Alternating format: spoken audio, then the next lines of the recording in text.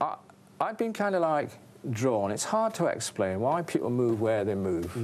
You know, sometimes it's like that scene in Jason and the Argonauts where the gods are in Olympus and they're picking humans up and dropping them on the chessboard and stuff like that. One of my favourite movies. So circumstances brought me to Lincoln in 1979. Didn't stay very long. Scotted back up north. Circumstances brought me to Lincoln in 1987. Stayed a while. Not particularly enamoured. Scotted back up north. Circumstances brought me to Lincoln in 1999. I stayed. And in 2005, found myself entangled, or the prime mover in this Rennes-le-Chateau coming to Lincoln. You know, the quest seemed to have been moved to Lincoln, and I was the only guy that seemed to be spotting this, my goodness. Now, one of the real potent synchronicities here, you have to smile, is that in this country, the guy who initially brought the Rennes-le-Chateau mystery to our attention had the name Henry Lincoln. And he went looking for stuff in France. There's the serendipity again. How bizarre, okay? And then, if you know, I'm doing this work on the Lincoln Cathedral Code, and then, bang, next thing you know, Hollywoods come to England, come to Lincoln Cathedral to shoot scenes for the Da Vinci Code in Lincoln Cathedral. Synchronicity, coincidence, whatever. And all my research and work on the Lincoln Cathedral Code is absolutely replete with coincidences, synchronicities. It's almost as if it's pushing you like that. And I'm just following it, the paper chase. I'm just following the paper chase. And you've not been fearful at all of you know, incredulous people looking at you and going, you're just a lunatic? Well, perfectly open. I do approach it in a scientific sense that people can actually follow. It's not as far out as you think, you know. It's just that, well, I've got the courage, if you like, to take that next step. That's what I meant. You've had the courage to just do this, whereas others would go, well, no, well, this is just... Well, sometimes, Philip, you know, you feel like thinking, I can't be bothered with this. I've got to live a normal life like other people. I've got to go to work and stuff like that. And you feel like you're being pushed through a hoop, you know. I know the feeling. You know the feeling, say no more. Yeah. You know, maybe we are. This is the mystery of life we don't understand. yeah, this is... Question you've put down here. Talk a bit about two Rennes parchments. Right. Cathedral. I mean, people who aren't familiar with the Rennes-le-Chateau mystery might be a little bit lost at this stage, but quickly, you know, a parish priest suddenly almost got rich overnight, you know. He'd obviously stumbled across something that made him a wealthy person. Berengasonia. And nobody's really successfully deduced exactly what it was, but there's a million and one clues, of course. And this became the Rennes-le-Chateau mystery. First thing he did was decorate his church in very bizarre fashion with all sorts of stuff that... But according to Agent in Lincoln, it was probably down to some paperwork that he discovered. Right, or perhaps knew about but didn't discover himself. Okay. We don't really know. Yeah. So there was two parchments in the main that Sonia discovered, and people argue over what they may well mean. A few people have said, look, you know, we think this is it, definite. It's open to interpretation.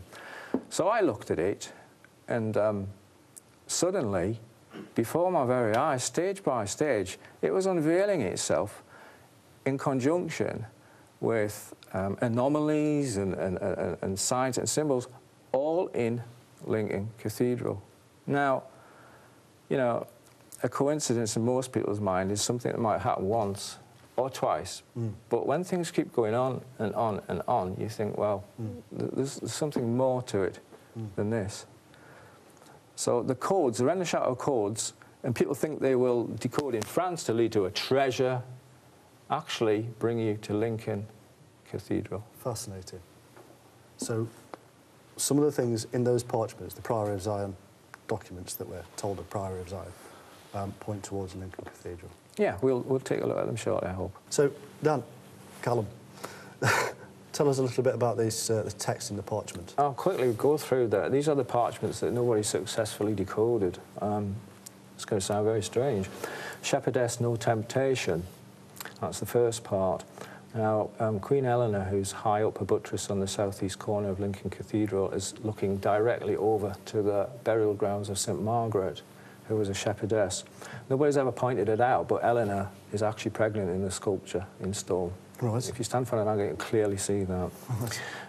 And no temptation. She's pregnant, so as a sexual object, there's no temptation. Okay, yeah. That Poussin Teniers hold the KP 681. They're famous painters who painted clues in the Rennes-le-Chateau mystery.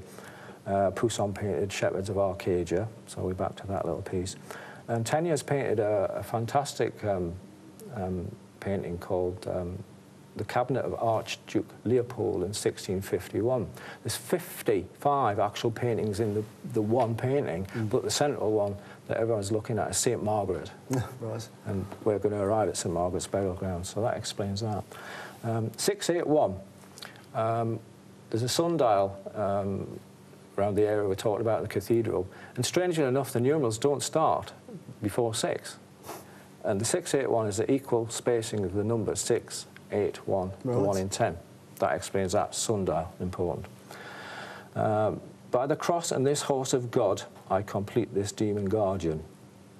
If you go to the mercy seat in the choir stalls within the cathedral, hidden away under one of the seats is a wonderful little carving that nobody really understands. It's a knight falling off a horse. The horse's legs are crossed.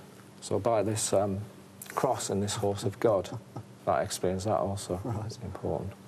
I complete this demon guardian at midday blue apples. Now, Lincoln Cathedral has the famous Lincoln imp in there. That is enacting the role of the demon guardian. Now, how do we complete him at midday blue apples?